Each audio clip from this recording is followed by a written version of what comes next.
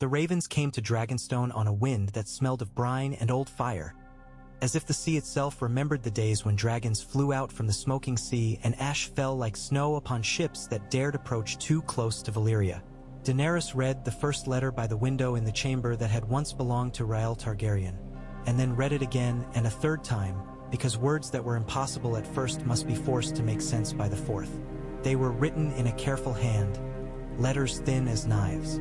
We remember your line. The blood that woke fire once more has a rhythm we recognize. Turn your eyes east when the moon dwindles, and the tide lays bare the bones of ships in the narrow coves below Dragonstone's tail. You will see our fires. There was no seal. The paper smelled faintly of smoke and something metallic, like rust or old coins. Who sent it? Asked Missandei as she stood with her, face wrapped in soft curiosity. She had an ear for puzzle words and a memory like a lapidary's archive. No name, Daenerys said. Her gaze drifted out to the cliffs where foam gnawed at basalt and gulls screamed. But they know me. They could be a trap, said Grey Worm quietly when he joined them. He did not ask permission to speak hard truths, and Daenerys had never asked him to, valuing the iron in him as much as the gentleness he seldom let show. Some of the queens of the narrow sea would wish to see your head on a spike, for trophies and for old griefs. Traps burn, Daenerys murmured, not as boast but as statement. Drogon stirred on the outer battlements, a mountain of coiled shadow and slow smoke, and as if he sensed the attention of his mother, he spread one wing and sent sea spray skittering in glittering arcs. How many ravens carried this? 2 arrived together, Missandei said, and a third has come while we speak, all the same hand. The third was in the same style, but its message shorter. We are the remembered and the nameless. We are your question and your answer. Hasten, child of Kar. At that last, Daenerys stiffened. Kar, she whispered, tasting the foreignness, as if someone from the shadow of the pillars of the freehold watched her across centuries. That is not a word from these shores. From the old tongue? Missandei asked. High Valyrian has many dialects. Could be a corruption. Daenerys held the parchment against the light, searching for some watermark, some residue of authority. It is older than the corruption of us all, she said finally, and yet it breathes. That night the moon shrank, and the tide retreated as if compelled by a secret pact. Daenerys went down the broken steps to the hidden cove while the Unsullied waited at a distance out of respect for the privacy she claimed. She went with only Missandei beside her, the two having learned to share silence the way other friends shared wine. Drogon followed above, a shadow moon, while Rhaegal and Viserion dozed upon towers far behind, their dreams flickering in pale bellies. The cove was a mouth of black rock, lined with seaweed like a beard. The bones of ships lay there as promised, ribs of rotted oak and iron nails rusted into red stars. Daenerys smelled tar and salt and the stale sweetness of old dead things. And amid those relics, there were fires, 12 of them, set upon iron tripod stands hammered from chain and anchor. The flames burned a blue that was not blue, dappled with green and white like the colors that travel under ice. Figures sat or stood near those flames, shadowed and taut as strung bows. When Daenerys came forward, Drogon lowered himself to the rock with a rumble like distant thunder. The strangers did not flinch. One, a woman with a strong nose and hair bound in a bronze clasp shaped like a twisted double helix, turned and looked directly at the dragon, letting the reflected azure gather in her eyes. She inclined her head as though greeting not a beast but an equal. We would not have risked these shores if we had feared your children, she said in a Valyrian that was less a dialect than a memory. Daenerys understood it at once and yet felt every word unlock a room in her mind she had not known existed. You wrote to me? Daenerys replied, in the same tongue. We rode across waves and winds, the woman said, stepping forward. A ring of metal gleamed upon her thumb, old and thin but bright with a whiter fire than the torches. And a cross carries of belief. I am Elanis of Ather, blood of the coiling line, taught by one who learned from one who carried a codex out of the breaking halls. These are the remembered. Some called us ash orphans, some sootkin. We called ourselves reckoners of debts time dared to forget. Dragonlords? Daenerys asked, the word a gate she did not dare swing wide too quickly. If titles are doors, said Elanis, we have passed through many and found some jammed with the bones of those who clung to them.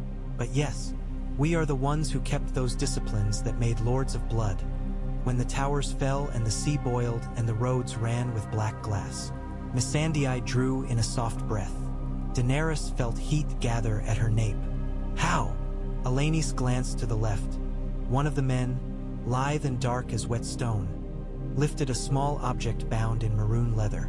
It was a book no larger than a hand, warped by salt, stamped with a sigil of 3 interlaced flames. Elanis tapped it with her ring. Not this alone, she said. Books are boats. We saved the rivers. We saved what cannot be set to parchment. The exercises of the breath, the patterns of the mind, the bargains that are not made with demons but with what demonic men forget. The life of hot stone, the patience of deep water, the taste of lightning, the tenderness of ash. You came because you want something, Daenerys said. This was safer ground, the language of queens and traders. Everyone wants something. The world is balanced on the tips of wants. To want is to live. Elanis aloud. We want what you want, though you have not said it aloud in halls for fear men will break upon it with their smallness. The remaking of the order old Valyria thought permanent. Not its cruelties, not its blind great hunger. The discipline, yes. The intimacy with fire, yes. The wide arms an empire must stretch if it is to lift rather than strangle. You know my mind, Daenerys said, half iron, half quiet awe. We know your blood, said Elanis simply. She lifted her hand palm up. And we know the wound that waits in all rulers. Alone is a knife. Alone dulls, alone sharpens wrong.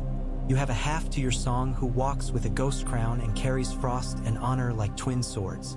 You will need him if you are to mend what was torn. Daenerys thought of Jon as if the name were a hearth around which she had not dared sit since it went cold in the north's winds. He had been her stillness in motion, her contradiction resolved by touch, and she had lost him to the stubbornness of both worlds. He is alive, Elanis said gently, as if lancing a blister without making a child cry. He moves through snow and decision and thinks himself finished with crowns. Children of the first human fires are like that. Daenerys's throat tightened. She said nothing for a moment, aware of Missandei's glance, of Drogon's patient coil, of the 12 flames licking the cove into a color that made the basalt glow as if it remembered. Finally, she asked the only question that mattered. What must I do? Elanis smiled with something like sorrow. What all healings require. Travel where the wound was made. See it, name it, refuse the lies that keep it open. Then make a new choice. Valyria, Daenerys said, and the word dropped between them with the weight of a continent. Valyria, Elanis agreed. On the journey east, the sea showed her old maps of herself each dawn. Sometimes it was silver and scornful, as in the days when she crossed it weak and small with only a brother who sharpened his mouth on her fear. Sometimes its blue was deeper than any comfort, as it had been when she was queen in a land that needed her in ways she could heal. She thought of the children who had called her Mysa and those who would not lift their eyes to her at all. She thought of her dragon's shadows and the shadows of men with rings on their fingers asking favors. She thought of Jon, of his plain speech, and the way his eyes darkened when he knew the rightness of a thing and dared to do it anyway. It was like standing in 2 winds and teaching herself to breathe for them both. The remembered, the Dragonlords, traveled with her on 3 low-slung ships that sailed like knives laid on water. Their sails were woven of threads that caught light oddly, shimmering from charcoal to pearl as the sun moved. They kept strange hours, waking at midnight to run lines of breathwork along the decks, sitting to stare into bowls of salt and coals as if reading in them. Elanis taught Daenerys words that did not translate into High Valyrian precisely. Small syllables for the feel of basalt after rain, for the hollow a hawk leaves when it folds its wings and drops, for the moment a pearl chooses to be pearl and not grit. The world, she said calmly, has a language older than the names we make to lord it. Nightly, Drogon hunted beyond the reach of any line, while Viserion and Regal sulked at being made to follow steadier courses. But they obeyed. Sometimes Daenerys woke to the sight of a remembered with a mangled hand or scar-burrowed face tracing long lines in the air near the dragon's flank, whispering softly as one might to a sleeping warhorse. There was nothing slavish in their voices. Respect moved in them like bone. Days lengthened. The air grew hotter, the sky a pale, pitiless blue that made shadows thinner. She had never been to Valyria. No one alive claimed it save fools who sang lies. But she had seen pictures drawn by trembling men who stood at the doom's far edges and sketched what they dared. None of those drawings prepared her for the sight of the smoking sea. The water, there was not one water. It was layered. An oil-black sheet that did not ripple under wind lay upon normal ocean as if it were a cold lid. Beneath, silky green currents slithered like veins. Steam rose in curtains. The sky above the smoking line of the horizon was bruised violet. Even at noon, the ships did not go farther.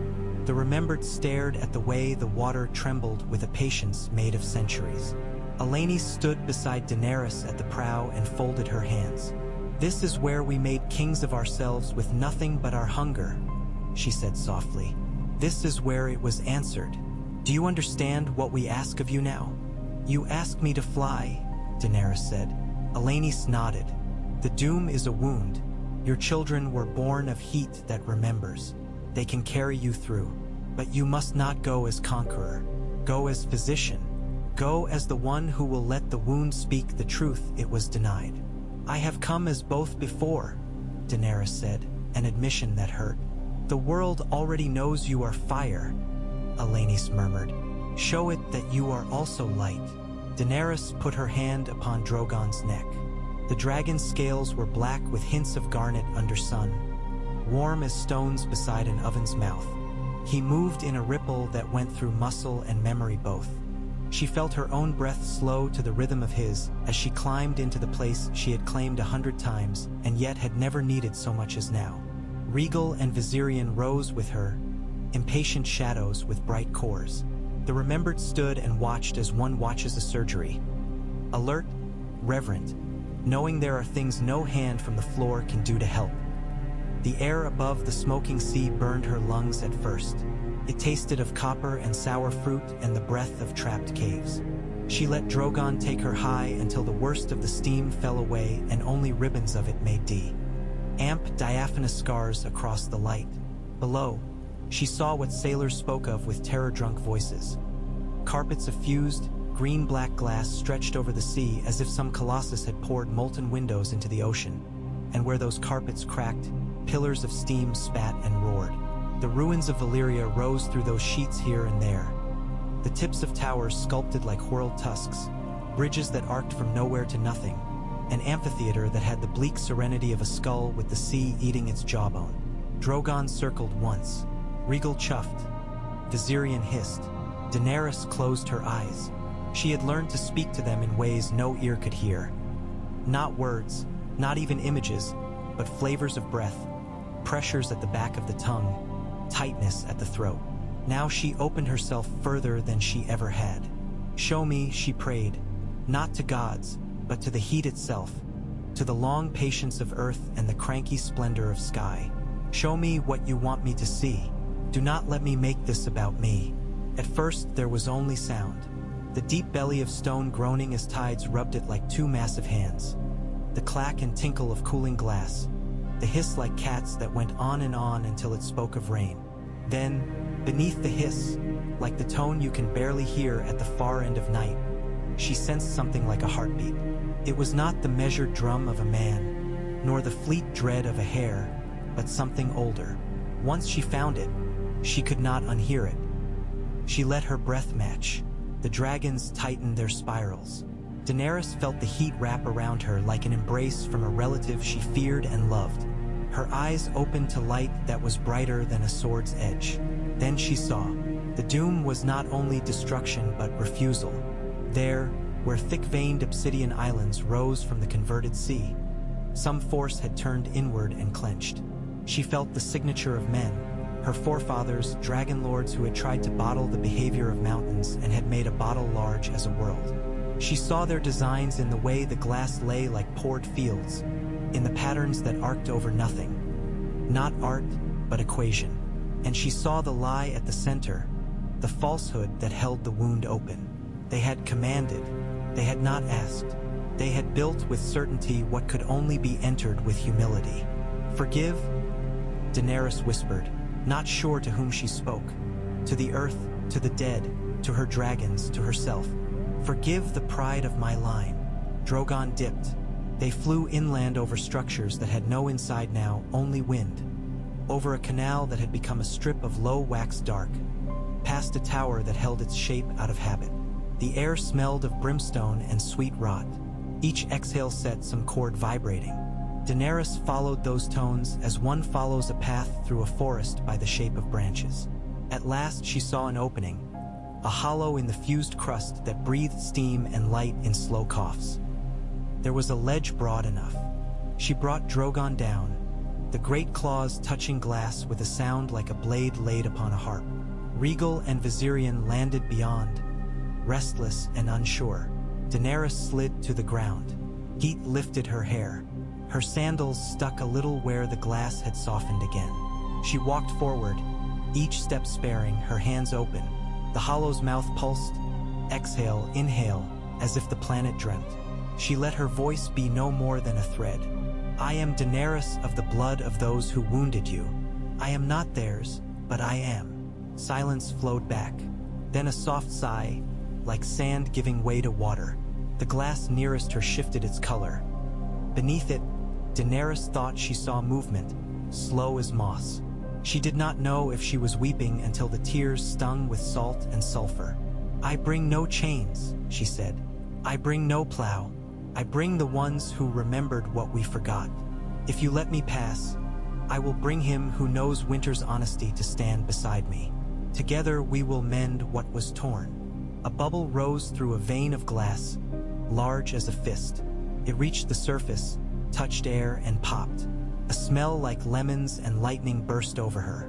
Drogon rumbled a bass that touched her bones. The hollow exhaled once more, and this time the air cooled by a naked degree. Daenerys bowed her head. "Thank you," she whispered.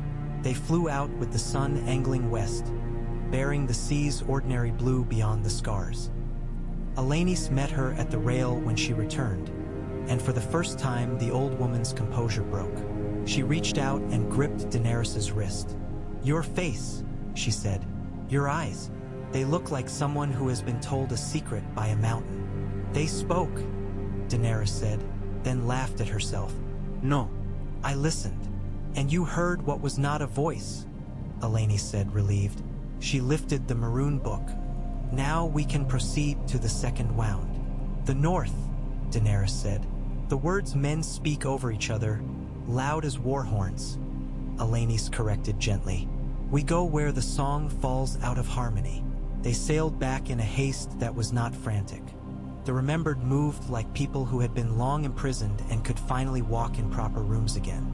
Daenerys spent her nights in a chair with her knees drawn up, staring at maps that showed distances as if they were simple numbers. She did not try to summon dreams of Jon. They came without her bidding anyway. The slope of his mouth when he was thinking hard, the damp in his hair when snow melted there, the way he took his place near fire as if it were both obligation and gift. Drogon dreamed too, stirring in his sleep with small snaps of his jaw. Sometimes their dreams crossed and she woke with the taste of cold iron and pine. They reached Dragonstone as autumn's first true wind shivered the black pines. The castle's carved dragons looked almost playful under that sky. Daenerys stood in the painted table chamber with the remembered and laid a finger beside the square stone that marked Winterfell. "I will go alone first," she said. "Take the ones who keep your life beating," Grey Worm said, and she smiled at his phrasing. "I will take you," she promised him. "But let me go down from the sky on the first day. He must see me as only myself." She wore riding leathers, a simple breastplate, her hair braided not as queen but as rider. Drogon bore her in 3 hours to the fields north of the King's Road where Winterfell's banners hung. The sky was a brushed pewter, the cold and honest hand. She made herself land a mile distant so no one would think she came to scorch stone at first glance. The soldiers she passed were startled into a silence that felt almost devout. She walked with her head bare, hair tugged by wind, the smell of wood smoke ahead of her like a promise. At the gate a boy stammered her name and then corrected himself to "Your Grace," and then somehow ended only with "My Lady," in a panic that made her mouth soften. "I am Daenerys," she said, saving him. "I would speak with Jon Snow, Jon Stark, if that is what he is called here now. Tell him I ask not as queen, but as a woman who has made mistakes and wishes to mend one she cannot alone." The boy fled. Daenerys stood with her hands behind her back and studied the stone. Winterfell had a personality. It had changed while she was away but remained itself. The way a man who grieves lets his back stoop and his eyes deepen, and yet still lifts a cup the way he always had. She felt the eyes of the north upon her from arrow slits and shadows. Some were hostile, some simply wary, some curious with the stubborn bravery of children who want to touch the edge of the world to see if it cuts. When Jon came into the yard, the noise of other things retreated the way tide retreats from a shell's song. He wore sable and leather and looked like a line drawn in charcoal across ice. Gray touched his hair at the temples, not much, but enough that it spoke a season. He stopped 3 paces from her. "Daenerys," he said. She had thought herself prepared, but the sound of her name in his mouth stripped her to a truer posture. "Jon," she managed. For a breath they simply stood. Then he inclined his head, an acknowledging. "You flew in on the Black One," he said. "People still dream about it." The ghost of a smile moved her mouth. "People dream about you too, Jon Snow," she said. "You should hear the things they make of you when they need to believe in an honest man." He did not smile. He did not harden either. Something like a long sigh moved through him. "Why are you here?" "Because I went where my blood wounded the world and listened to it say what we had done," she said without gilding, because she had promised herself the truth would be the only medal she wore today. "Because there are those alive from that old order who never forgot the right angles of its discipline and have offered themselves to me. And I know I will become my worst inheritance if I go forward without someone beside me who can unmake me when I harden. Because I want to ask you to be my partner, not my blade. Because I still love you." Even in that cold, the word was a thing that warmed the yard. Jon's eyes closed and opened like a man taking a blow to the face and choosing not to go down. "I love you still," he said, and no one inhaled for a small eternity. "But love can break more than it heals." "I know," she said. She lifted her chin the way she had when she told slavers no. "That is why I have come not to take you from the north or ask you for crowns, though a crown might find us both. I have come to ask you to come with me to Valyria, and then farther and then back, to see what I have seen, to help me mend it, to help me not forget who the mending is for." He tilted his head. "Valyria," he repeated. "You mean the place sailors promise to touch when they drink too much, before they begin writing letters to mothers they haven't seen in years?" "The same," she said, and let a small smile show she knew how mad it sounded. "It is real and it breathes, Jon. The wound there is not finished with us, nor we with it." For the first time a flicker of humor crossed his face, quick as a bird. "You always did choose the hardest road." "I have more truths," Daenerys said. "Keep them then," Sansa said. "Men will try to take them from you and then scold you for having none. My sister is abroad, my brother is dead, and my other brother is more than a man and less than a lord. We build with what is left." Daenerys nodded, moved past pride and into kinship. Sansa fed them soup thick with barley and carrots and meat that tasted of field. She asked after Missandei and Grey Worm and the dragons. She did not ask about crowns or thrones. When she finally spoke of Jon coming with Daenerys, she asked only, "Will you bring him back if he wishes?"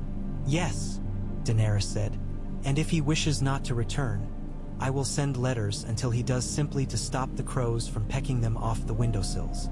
Sansa laughed with a surprised, gentle sound. "Take him then," she said. "He looks at the sky too much and the ground too well. He needs both." They left the next day. Jon's farewell to Winterfell was a long walk in small circles. A series of touches, stones, wood, men's shoulders. Ghost walked with him and then did not. Jon kissed Sansa's hair and the top of Arya's old practice post as if Arya might feel it wherever she was. He mounted behind Daenerys on Drogon, and when his arm went around her waist, it felt like a belt that fit perfectly at last. Rhaegal swooped, remembering, and rattled the air with greeting. They flew, the north falling away in folds of gray and white, and the world ran beneath them like a long story told well. Jon learned the breath. Elainis watched him with an attention that was not flattery. "You were born in winter," she said one afternoon when he finished holding a tone longer than a candle's life. "But you do not mistake frost for purity." "I know the rot that can hide in snow," he said. Then, after a time, "I also know the kindness of a coat when cold is a kind of knife." Daenerys listened to them and loved them both for speaking gently about the harsh. At nights she and Jon lay side by side under a canvas that smelled of salt and wool and each other's hair. They did not hurry what lay between them, which surprised and delighted her both.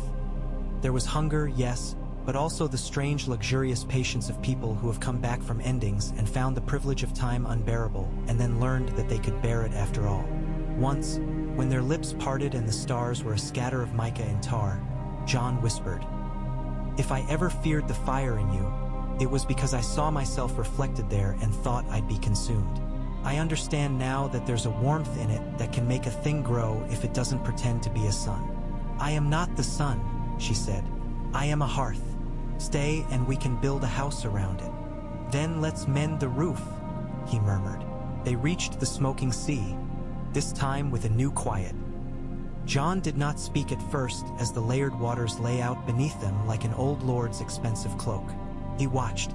He breathed as Elainis had taught him. When they crossed the threshold where steam rose, he pressed his cheek to Daenerys's back and she felt him listening as she had. He had not learned dragon speech as she had, but he had learned the speech of living weapons and dead forests, and some of those syllables matched. At the hollow, Daenerys let Jon stand first upon the softened glass. He closed his eyes.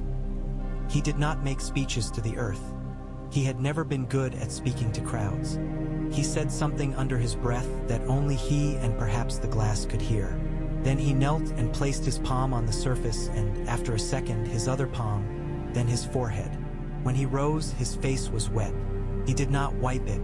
"It is a wound," he said simply, "and it is tired of being a wound." "Help me," Daenerys said. "What do we do?" "We unlearn the habit that made it," Elainis said. She and the other remembered stood around the hollow at measured distances, each holding a small bowl of water and ash. Command is easy. Invocation is harder. Asking is hardest of all. "We will ask." They began. It was not a spell. It was not a spell. It was a call that matched breath to steam, mind to stone, patience to tide. Daenerys took her place at the circle's west, Jon at the north. Their voices wove, not words but the threads beneath words. It felt at first foolish, then it felt like something so honest it burned. Drogon lay along the ledge and placed his massive head so that one golden eye watched. Rhaegal and Viserion took positions opposite, as if completing some architecture made before any of them were born. The steam rose. The pulse beneath the glass accelerated the slightest fraction. Daenerys remembered the first time she had told a man who had bought children that they were not his to buy. She remembered the first time a child held her hand without fear. She remembered her brother's hand in her hair, pushing, and she remembered freeing her head from that hand. She sent those images down like bread for a long-ago river. Jon thought of words unsaid at the wall, of Ollie's face, of the hand he had driven through an enemy's body when he did not know what else would keep his people. He sent those down like flint flakes for the same river's bed. Took hours. Took a lifetime. At some point, Missandei came and placed water at Daenerys' lips, then Jon's. At some point, Daenerys realized she had stopped hearing her own voice and only heard the breath of the thing below, for her breath matched it entirely. There was no moment when the doom ended.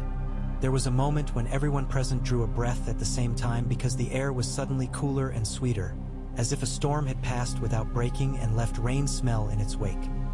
The glass near the hollow's edge, once a dull green-black, turned translucent by a degree. Beneath, Daenerys saw something like stone moving like muscle in a slow yawn. Eleni set her bowl down and let out a sound that might have been a log. In a different life. "It is enough," she said, tears cutting tracks through ash on her face. "We have asked and been heard. We have been forgiven the part that forgiveness can cover. The rest we will mend slowly, with years." They returned to the ships. The Remembered watched the horizon as if they could see ages from it. Daenerys felt a lightness that was not giddy. She walked up to Jon when night was new and leaned into him the way trees lean toward rivers. Not from weakness, but because the river's story needs the leaves to make sense of it. "What now?" he asked, his breath stirring hair at her temple. "We go home," she said, "and then we go everywhere." They went first to Dragonstone, where ravens flew not with fearful, breathless news but with requests that surprised her.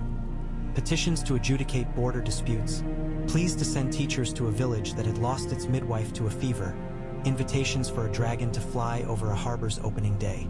Without trying to, she had become a queen of repairs. Jon's presence shifted every conversation, not because he frightened men, but because he did not. He asked questions that made men tell truths at last, even if they hated that they were doing it, and then he insisted they be held to those truths. "You said you want to keep your people warm," he would say to some recalcitrant petty lord who had lied about grain. "Good. Then sell grain at the price I have set, and I will personally knock down your door when you fail." They did not crown themselves. The North called Jon by his Stark name when it suited it and by Snow when that suited it more. Daenerys let both wash over her like different rains.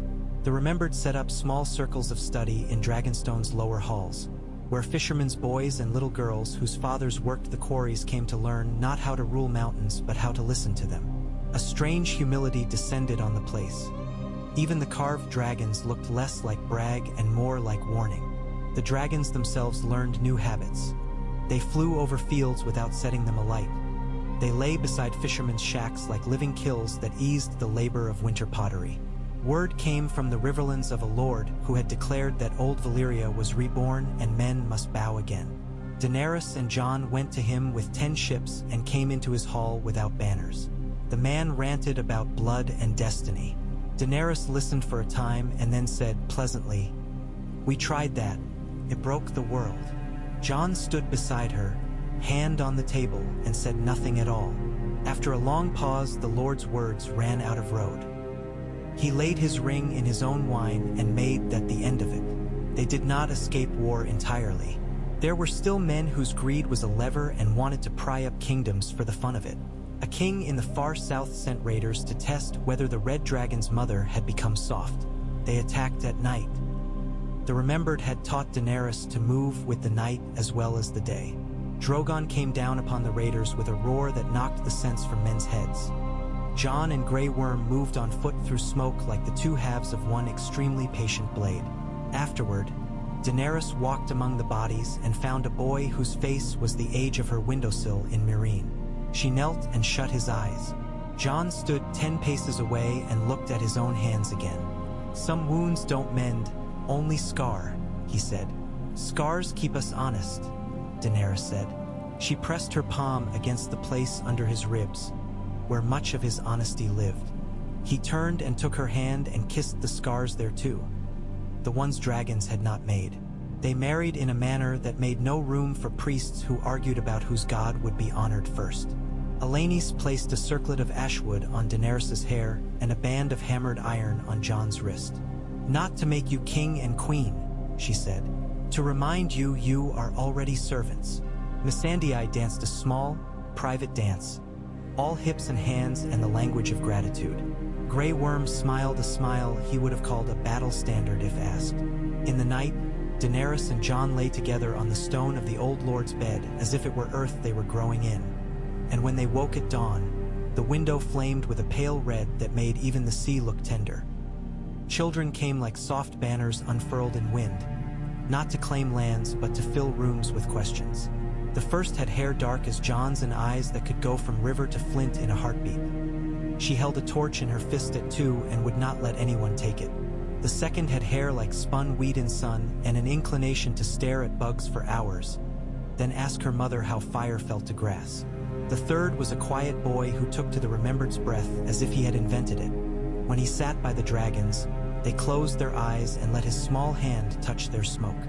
Much later, when the wound at the smoking sea had subsided by degrees, steam less fierce, water less strange, when ships began to skirt closer and fishermen told stories about lights beneath the glass that were not dead men but the slow ballet of stone waking, when the Riverland's lord grew a kitchen garden and the southern king sent figs with apologies under them, Daenerys rode Drogon to the Great Hollow again with Jon and their eldest beside her. The glass reflected sky like a lake now. You could see yourself clearly. "This is where I asked forgiveness," she said quietly to the child. "For what?" the girl asked. "You didn't break it." "For what I carry," Daenerys said. "For what I might yet do." The girl considered that without judgment. She bent and put her small hand beside the place where Daenerys had once put hers. The glass was warm, not hot. It gave a little like old bread. Jon placed his palm on the other side. They looked like the shapes of a family drawn in ash. "What do you hear?" Daenerys asked her. "Breathing," the girl said promptly. "But slow." "Good," said Daenerys. "Slow is good." They stood a long time until shadows stretched like cats. Then Drogon rose and shook himself and flapped twice, the sound like doors being thrown open across a city. They flew, the three of them, along the scar that had become a seam, and Daenerys saw below not ruin but a mended line, a careful darn across torn cloth. She felt a gratitude that was older than pride and softer than power. She pressed her hand to her daughter's back. Jon's arm circled them both. When they returned to Dragonstone, Missandei met them with letters. The hall smelled of onions and old dust and a sweetness she could never place. "From the Reach," Missandei said, asking for judgment on a matter of the rights of tenant farmers. "From the Vale, requesting a dragonfly over a winter festival. From White Harbor, a poem." "From whom?" Daenerys asked, amused. "From a group of fishwives," Missandei said, hiding a smile in the tilt of her head. "It is about you. Read it when I am not in the room," Daenerys said. "So I can believe it is kinder than anyone should be." Missandei's eyes flashed. "It is fierce as truth," she said. Then she leaned in and whispered, "There is also a letter from a man who calls himself Dust Counter of Scoria, in a town north of Valyria's old bridges. He says the waters there have cooled enough that frogs are returning." "Frogs," Jon said, delighted. "Honest kings." "Honest kings," Daenerys agreed. "Let us send him seed for marsh iris and a teacher for numbers." She sat later by the window where she had once read the impossible letters. The sea outside looked like hammered tin. The horizon wore the light like a thin blade. Drogon's shadow crossed the water once, then twice, then vanished as he settled on the outer towers to sleep. Jon came in with salt in his hair and the smell of the day on his skin. He lifted a small box. "From Melanis," he said. "A present for you. She says it is a reminder." Inside lay a narrow ring of pale metal thin as a promise. It was made from something that had lived in the smoking glass and then decided to be a circle instead. When Daenerys slid it over her finger, it felt neither cold nor warm. It felt like breath. "What does it remind me of?" she asked. Jon kissed her temple and said, "That you chose." She looked at him then, at the man who had walked back into winter and out of it carrying spring without claiming he had invented seasons. She looked at the long span of years she could feel now like a road under her feet. She looked at her hands and saw they were not clean and not filthy. They were busy. "I choose again," she said. Outside, the wind changed direction, bringing with it the clamor of fishermen arguing about weather and a child's shout at a crab. The dragons shifted on their stones and exhaled the laziest smoke. The remembered sang in the lower halls, their notes sometimes odd and then suddenly the only ones that made sense. The tide came in and went out, and the wound of the world held and mended and held again, like a heart. Seasons moved. Wars came and went with the petty rhythm of men who could not bear to live without drums. Daenerys and Jon went wherever the asking was honest. They refused whichever crown fell from a hand that had bled to hold it only for the sake of holding. They crowned, perhaps, something else altogether. A habit of repair, a discipline of humility, a way of listening that made villages on cliff edges feel themselves known by their name in their own mouth. When the first snow of a year fell on Dragonstone's forecourts, a strange, thin snow that surprised men as laughter from a stern teacher might, Daenerys walked out into it and lifted her face. The flakes landed on her lashes and melted at once, trickling salt and cold. Jon came and stood beside her. The world looked briefly young and foolish, dressed in its grandmother's veil. "What would you have done if I had not said yes?" he asked suddenly, the question floating out as if it had waited under a bench for months. "I would have kept asking," she said. "Not of you, of the world. I would have failed better. I would have learned to hear the forgiveness that does not sound like triumph." He smiled and tucked a stray hair behind her ear. "I would have come anyway in the end," he said. "I did in every story I told myself where I refused you. I walked the same road to you by longer ways, angry at myself for liking the dust. Then let's be honest and take the shorter roads now," she said. They did. They wore their vows the way they wore their scars. Not as proofs, but as reminders. They called themselves consorts when it amused them and laughed when men tried to set those crowns upon their heads, as if names could keep the weight from breaking necks.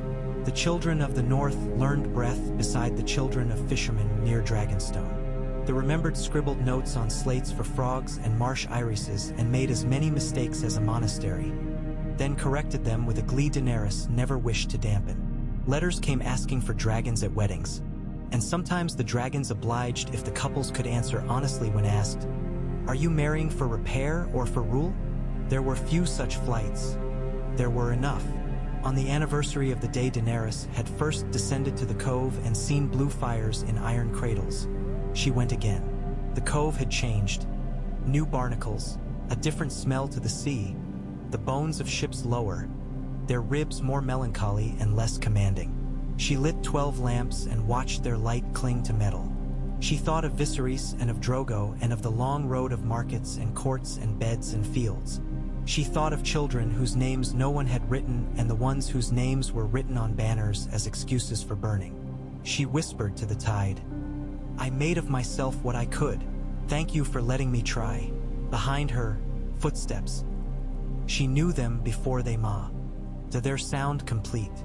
Jon came and stood a half step behind her shoulder, as he always did, close enough to reach, far enough to let her be as large as she needed. "Alanis is dying," he said quietly. "She is laughing about it." "Of course she is," Daenerys said, tears and mirth tanging her tongue. "Of course she is. She says anyone who forgets that healing is more fun than victory will go to a hell of their own making and be bored there." "We cannot allow that," Daenerys said. "We owe the world at least our refusal to be boring."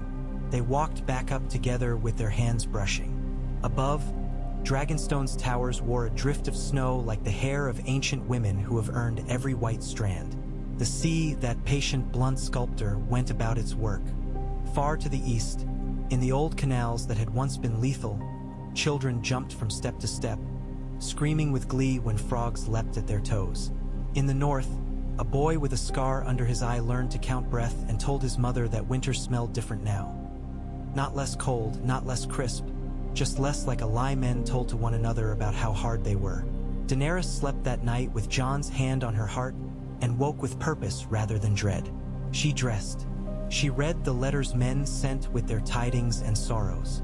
She signed some. She wrote answers to others in her own hand. She kissed her children and spoke with the remembered about the angle of a vent in a new bathhouse they were building for the Fisher families, because the old one was making everyone cough. She went to the flight yard and looked Drogon in the eye and told him he was beautiful and old and would likely outlive the vanity of men. He blinked, slow and unconvinced. She sat with Alanis one last time. The old woman's ring gleamed thinner.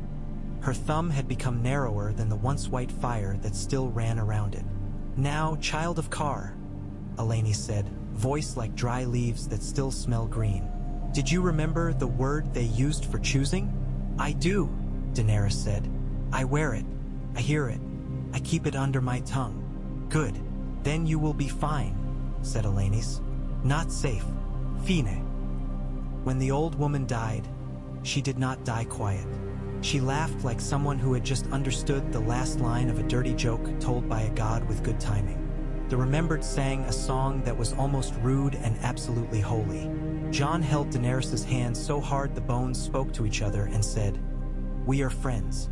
And years later, when people told the story larger than life, as they always do, they said that Daenerys Stormborn had flown to the wound in the world and made it forgive her by force, and that she married Jon Snow as a reward and he married her to save her from herself. But in beds and in fields and in halls where the language of the day sighed into the language of the long, other people told quieter versions that the truth preferred, that the world had asked and had finally been asked back, that a woman had chosen light more often than she had chosen fire, that a man had chosen to unlearn his loneliness and wear his love like a cloak he had earned, that together they had found living Dragonlords not just in the cove and in the old books, but in fishermen's. Boys and frog counters and little girls with torches and kings who learned how to apologize. If there were crowns, they did not sit well upon their heads. If there were thrones, they were used as benches for tired petitioners. If there were dragons, they were not trophies but arguments, and the arguments were always for repair. The wound did not vanish. It simply closed as a seam closes under competent hands. A scar bright and true. A place you can touch to remember who you were when you thought you could not be forgiven and learned that you could.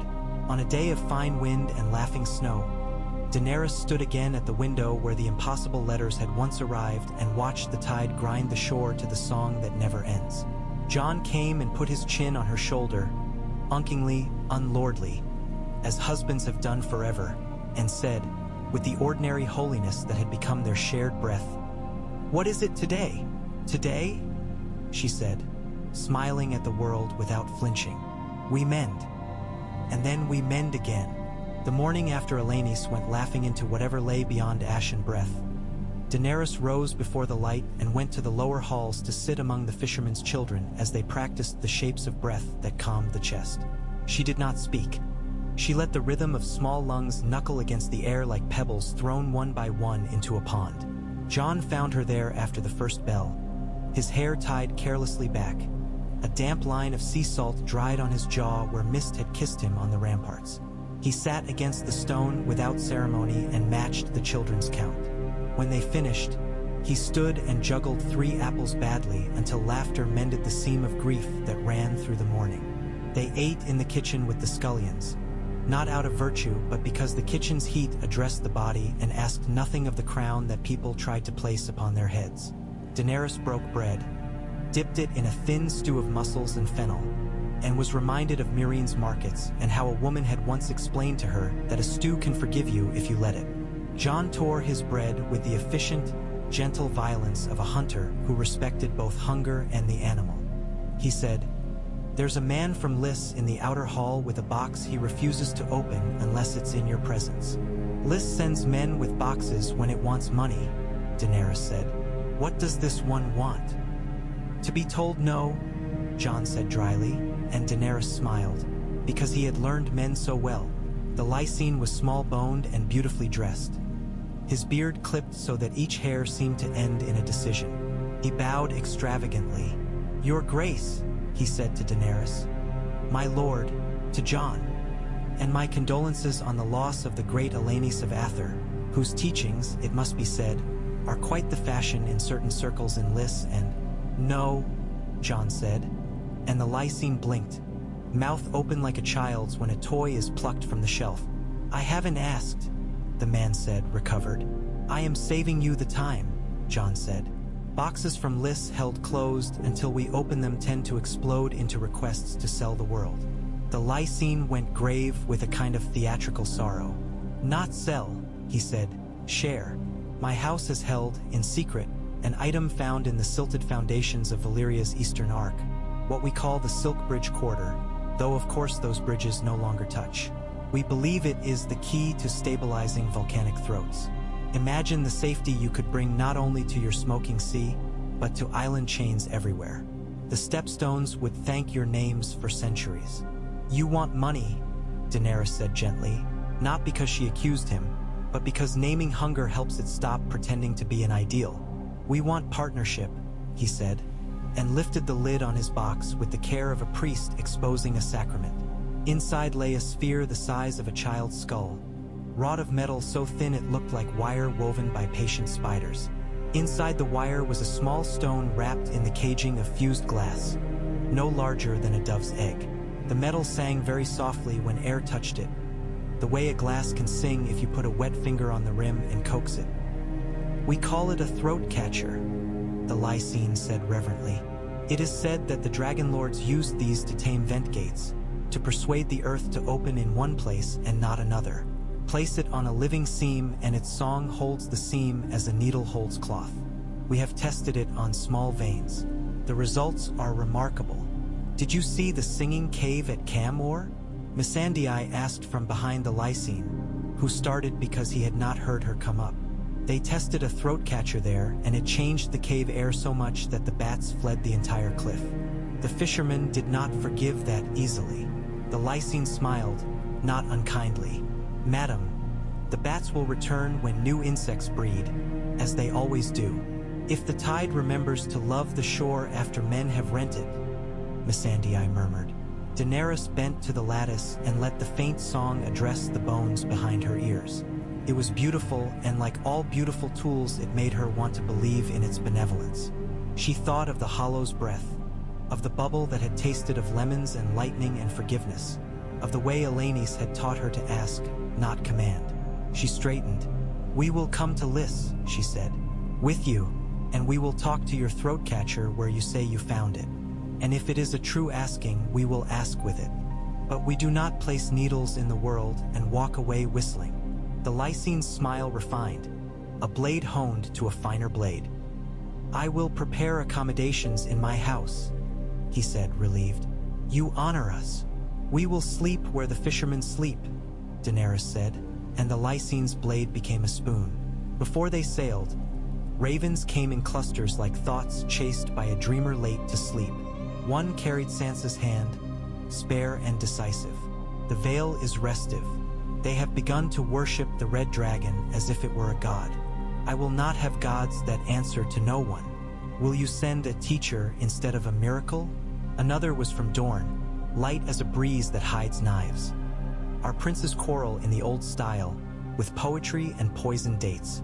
Come drink with us and remind us that warmth is not only in the blood. A third, strange and urgent, bore a crab drawn in ink with unusual care. White Harbor. A man walked out of the sea with a pearl the size of his fist that shows visions when held in the moonlight. He says it is yours by blood. Let's see Lys first, Jon said. Visions can wait. Men with throats in their boxes cannot. They took 2 ships, lightly crewed, the Remembered's low-slung boats keeping pace like shadows flanking light. Drogon flew high and wide, sometimes only a darker flaw in the sky. Regal and Viserion loped lower, lazy in the heat. Their eldest daughter, torch-fisted and imperious, begged to come, and Daenerys told her. When you can count your breath to 300 without thinking of anything else. The girl made it to 293 and threw a stool. Jon hugged her until the storm passed and said, 293 is brave and honest. 300 does not care that it is brave. She sniffed and glared and promised to practice until she broke the numbers, as if numbers were sticks. Lys was green and perfumed and indecently beautiful, a courtesan of a city that knew how to charge for its sunlight.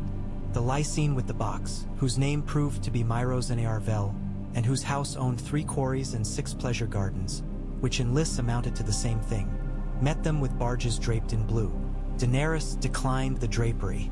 They passed under bridges where the stone was carved to look like the inside of a woman's thigh and the inside of a man's tongue. Daenerys was not offended. She was offended by the low doors and alleys where children ducked in and out with baskets of fruit while men with rings on their hands counted coins with dry, bored eyes. Myros took them to a bathhouse with a domed roof that captured light like a cupped hand. Lys is like a song, Missandei said. watching the way fountains through water in arcs so precise they seem to have learned mathematics from a lover. It can be sung as lullaby or battle march. And you, Myros said, are the woman people whisper wrote a new verse for it. He bowed low when Missandei looked at him, and for once the bow did not feel like a performance. They insisted on seeing the throat-catcher again, and insisted on being taken to the Silkbridge quarter where Myros claimed it had been found. The cart. Was a neighborhood that had once been a neighborhood and now was a story men told about a neighborhood because it made them seem old. Bridges began nowhere, arched over canals that no longer held water, and ended at walls.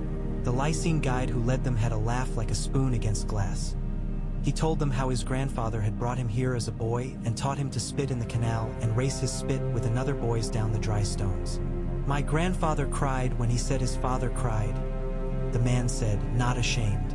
My mother cried when I said I would come to Lys, Missandei said, and the man gave her a glance that saw all of her and judged none of it. They found the lip in the earth where Myros's diggers had uncovered the throat-catcher. The ground there still held the old breath of something that had not forgiven. Daenerys knelt and put her ear to the stone. The song that rose through it was faint and tired. Jon set his fingers in the dust and waited. The remembered, led by a young woman with hair bleached white by salt named Nyth, began the slow measure of the asking. Place it, Daenerys said to Myros, and Myros, his hands shaking, set the delicate lattice over the seam. Its song grew louder, and at once the seam's side changed key. That was the only way she could think of it, and settled. A tremor passed through the ground that lifted dust as if a giant had exhaled gently. Birds took wing from the roof of a brothel 4 streets away. Jon opened his eyes. It is neat, he said, and neatness scares me. Myros Nar spread his hands. Any mud can be smeared, he said. Few can be shaped clean. We do not worship neatness, Lord. We merely honor its uses. Daenerys touched the lattice, then drew her finger back when the metal stung her. It sings a song the seam did not choose, she said. Songs have leaders, Myros said, patient. This is a singer that keeps other singers from shouting. My house offers 100 of these. 200. With the right songs taught, you can tame any gorge. Missandei looked to the sky, where Drogon's shadow inverted a dove's shadow perfectly for the space of a breath. And when you leave? She asked softly. Who listens when the seam learns a new key? Who comes when the song you chose in haste does not fit the throat it holds? We sell the singers, Myros said, baffled. We do not sell our ears. Ears, Jon said, are the only part men do not keep after coin passes hands. Myros drew himself up a fraction. You come to me with talk of frogs and fishermen, he said, not quite a sneer. And I value frogs and fishermen as I do pearls and oysters, but there are cities at stake. There is profit. There is safety. There is arrogance, Daenerys said, not unkindly, which was Valyria's first language when it forgot love. They took the throat-catcher off the seam. The song returned to its tired key. A boy on a nearby roof laughed, and Daenerys turned to see him balance on the ridge with a bundle of reeds under his arm. He was about 9, with the wide back of a child who carries water and the steady eyes of someone who has seen men sell things the boy thought were gods. What do you do with those? Daenerys asked him, pointing to the reeds. Make flutes, he said. Sell them to men so their wives have something to throw when the men sing. Make me one, Daenerys said, and I will buy it at a price that will make you blush, but make it wrong first. The boy frowned, puzzled. Wrong. Make one with a hole cut a finger's width too far down. I want to hear how a song limps when the instrument is neat but unkind. The boy's face opened like a hand. He laughed and slid down the roof with a grace that was almost an answer to a prayer. He returned 15 minutes later with 2 flutes, one beautiful and even, one beautiful and stubborn. Daenerys played the stubborn one. It made a noise like a man trying not to cry and failing. Jon laughed helplessly. Myros listened, winced, and then, to his credit, smiled. You make your point, he said. We will not sell singers without selling ears. We will send men to learn your asking. We will send men to be told to go home. And we, Daenerys said, will buy your lattices, not 210. We will place them where the seams we have already asked kindly ask us to use such tools. And we will pay with something better than coin. Better than coin, Myros repeated skeptically. Forgiveness, Missandei, I said, of centuries of habits that turned love of profit into contempt for people. Myros bowed his head. Forgiveness is bad for business, he said. I will make a new business then. I am tired of the old one. They left Lys with 10 throat catchers wrapped in oiled cloth and 10 Lysine who learned quickly how to be ashamed and unashamed in the same breath.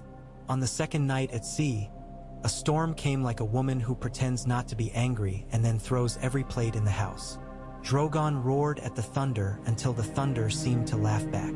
In the morning, the sea was green as apples and Daenerys found Regal on the foremast, tail wound like a rope, eyes closed, letting the sun paint him.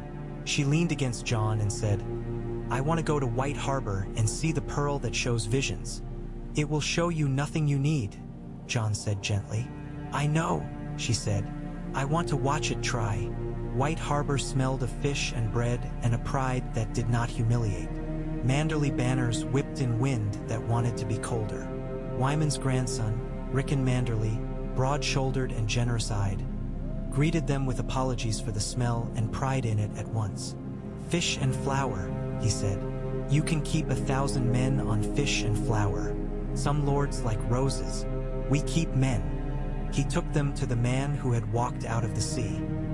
The man's skin had the waxy sheen of someone who has been healed by time against both his will and his expectation. He held a pearl wrapped in wet linen and looked at Jon with relief so intense it embarrassed everyone present. I dreamed of you, he said to Jon. Men tell me that often, Jon said. It isn't always good for them. The man laughed like a man who remembers drowning. This is for her, he said, and held out the pearl to Daenerys. I saw a woman burst from a fire with a night around her. I saw a boy become a man bleeding. I saw a dragon land on the sea and drink. Daenerys took the pearl. It was indeed the size of a man's fist, but that was an old man's fist, knotted and surprised by its own bones. In the moonlight it showed visions, he had said. She went to the harbor's edge that night while Jon slept and held it under the moon and watched. Its surface shifted, mother of pearl smoke. She saw a woman who was her and not her riding a dragon that was Drogon and not Drogon over a city where men bowed and then raised knives. She saw Jon with gray in his hair kneel beside a child with hair white as salt and argue gently until the child's stubbornness became a smile. She saw a bridge made of woven light over a river of black glass. She saw nothing that the day could not have told her if she had asked the day kindly. She tossed the pearl in her hands like a turnip and almost dropped it into the harbor. A gull swooped in cautiously and flew into a gust and recovered. Daenerys laughed at herself like a woman who has surprised herself by being foolish and forgivable. She tucked the pearl into the sash at her waist and went back to bed and did not dream, and woke with strength. From White Harbor, they went inland on a summons written with the formality of a man who had spent years building sentences when he wanted to build roads. Samwell Tarly's hand. We have been measuring the change in winter skin since your work in the Smoking Sea. There is a difference. It is small. It might be nothing. It might be the beginning of the world deciding to believe itself possible again. Will you come? Also, Gilly says to bring a story more interesting than the one I tell about the time a girl preferred me to a book, because the last time I told it she left to go sleep. They found Sam at a place where a minor stream joined a larger one, a marriage of waters that should have been a whisper and had become a small argument. He had built a hut there with the help of men who liked him because he was too earnest to lie convincingly. He had a ledger filled with drawings of ice crystals and the angles of shadows. When Daenerys embraced him, he blushed like a boy and then hugged her so hard her spine complained. Winter speaks in accents, he said, sitting her on a stool he had carved badly. We used to think it had only one voice, cold, but no. Snow falls at 10 degrees differently than it falls at 20. The angle of a hill matters. The way it speaks to the tree matters. Since the seam shifted, he did not say the doom. He did not need to. The accent has softened. Only here, only for 2 hills around. But it is there. What does that mean? Jon asked, and Sam looked at him with eyes he had once turned toward a new fat baby and said, "We can teach men that winter is not one thing. And when men learn that a thing is not one thing, they stop making gods of it and start making friends." "Friends argue," Jon said. "Yes," Sam said, delighted. "But they do not lie about their arguments and call it truth." They stayed 3 days. Gilly snored like a conqueror. Their boy played with Sam's boy, and they fought twice and made peace 3 times, which is a good ratio for kings and children both. On the 4th day, a messenger arrived, winded and pale. He wore no banner. He held a twig in his fist the way some men hold swords. "In the Reach," he said, "men meet in fields with no bread to share and speak of a king who calls himself the heir of the Brass Road. He has found a dragon egg. He has hatched it." Daenerys felt the world shrink before it expanded, the way a chest does when you breathe against cold and then draw the deep breath anyway. Jon's hand went to her back and stayed there, as if his palm could keep her from making herself into a spear. "Tell us everything," she said to the man with the twig, and the man told what he knew. A noble of minor house, long in debt, last seen arguing about the right of men to hold fields as if fields were wives. He had found, in a ruin near Highgarden where an old well had no longer held water, a stone as big as his head with veins that glowed when moonlight struck it. He had kept it warm with coals and his own anger. 3 weeks later, a crack. 2 days after, a hatch. The thing that crawled out was not a dragon as men knew dragons. It was a slender creature with wings like translucent linen and a mouth that opened sideways. It had bitten his thumb and gone to sleep in his coat. He had called it Brass. He had called himself Brass. He was marching. Men always march when they find something they did not earn, Missandei said, not unkindly. Women are more likely to sit. They went to the Reach by way of the Mander in a light boat that came to them like an apology. They found the man calling himself heir of the Brass Road in a field of stubble where men had uprooted their own stooks to make a place for a speech they did not want to hear. He was tall and sourly handsome in the way certain weeds are, with a jaw that looked like a hinge that had been forced. On his shoulder sat a creature like a broken lantern. It was not a dragon, but it was very beautiful. Its wings hummed when it breathed. Its eyes were not eyes but small milky crescents that changed with the light. "See," the man cried, and his voice carried the way used carved voices carry, by habit, not by virtue. "See what destiny gives back to those who ask. I will make the Brass Road again. I will bring wealth without duties. The old laws of draft and dower will fall. Old laws fall when new laws kneel harder," Jon said conversationally, and a few men near him laughed untie. They caught themselves. Daenerys stepped forward with care. The small creature on the man's shoulder turned its head toward her, wing fins quivering. She saw at once what the man did not, that the thing was ill. His mouth opened and closed too fast.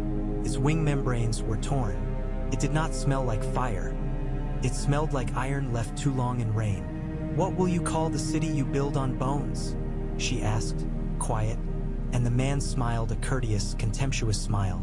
"My lady," he said, "we will not build on bones. We will build on brass. Brass is cleaner.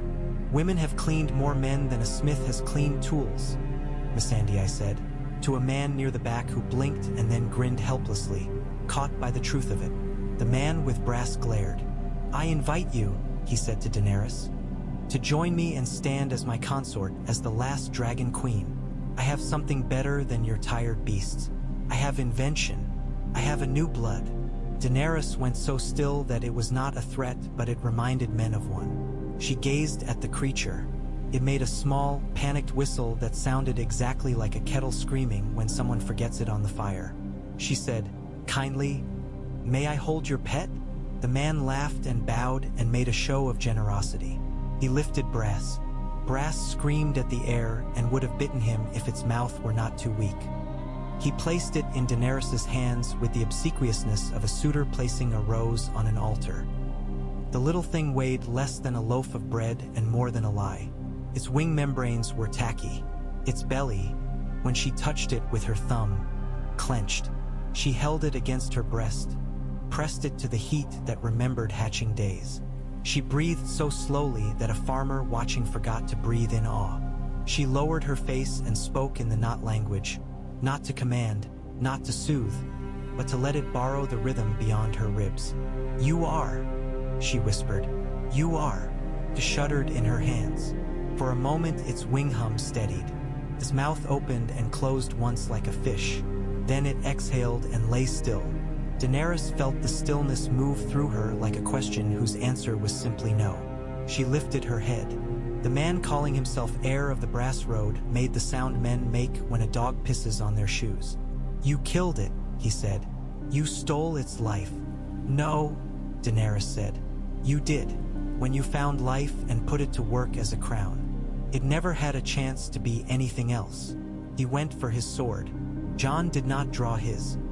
He stepped forward and took the man's wrist with a hand that knew men's wrists very well.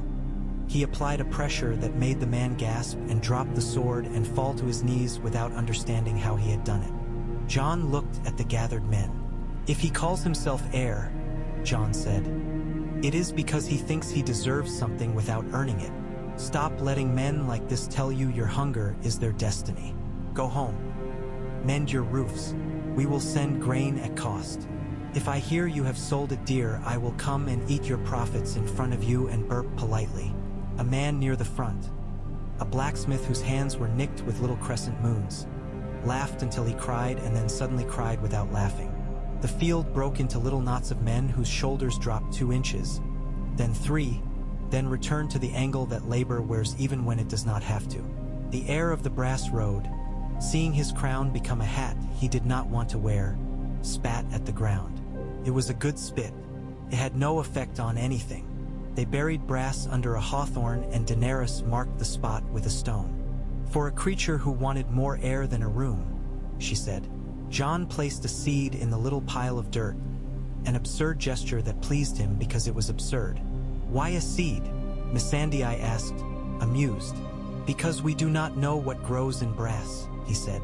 "Perhaps disappointment makes a good fertilizer.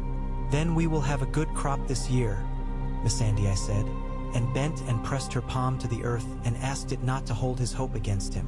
On their way back up the Mander, Jon said, "When men find eggs, they go mad. When women find eggs, they sit," Daenerys said. "If I have any future wisdom to give, it is to ask men to sit more."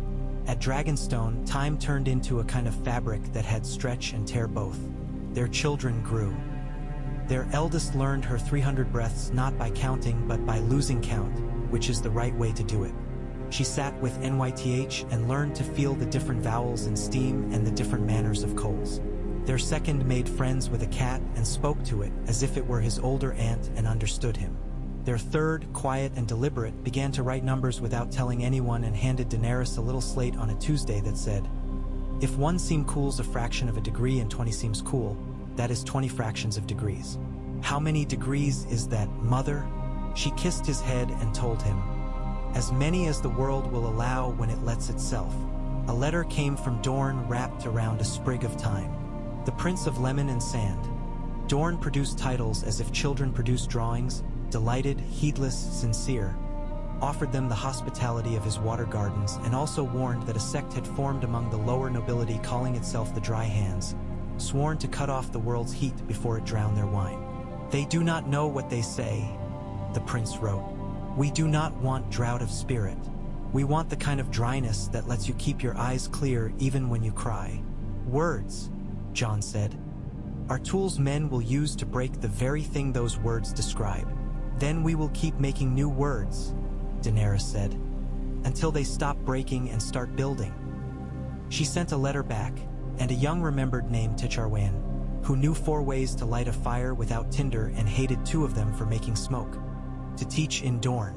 Sansa wrote with a problem that pleased Daenerys because it was the kind of problem women have when power stops needing to prove itself with men's blood. The Vale's shepherds demand a right to graze sheep up to the first line of snow even in years of heavy fall. The smallholders who keep orchards in those same low valleys demand protection for the trees from sheep that nibble bark in winter when grasses die. Both have songs older than my line to prove their point. Can you lend me a dragon, not to scare them, but to press a pattern into the snow so that when it melts we can see the line and establish a boundary that the weather writes and not men? Daenerys sent Regal with a remembered whose mother had been a shepherd and whose father had carved fruit spoons. And the sheep and the orchards both learned to share a border that moved with the winter's skin. It became a festival of sorts.